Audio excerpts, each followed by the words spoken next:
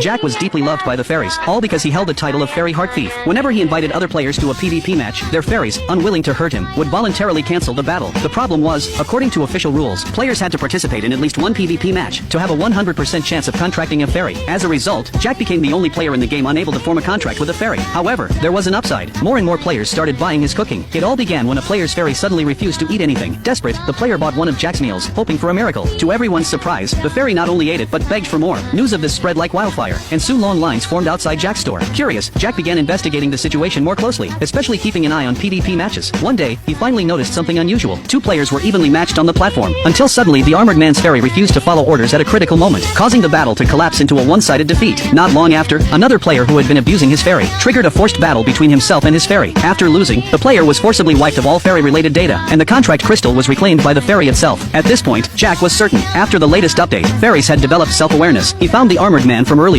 first making a meal for his fairy. After watching the fairy happily finish eating, Jack shared his discovery, advising the armored man to treat his fairy as a true friend. Fortunately, the armored man wasn't a bad person by nature. He explained that he had only mistreated his fairy because he had followed some bad tutorials online, and he sincerely promised to change his ways. Just as he finished speaking, he was shocked to see a portion of the dark aura surrounding his fairy fade away.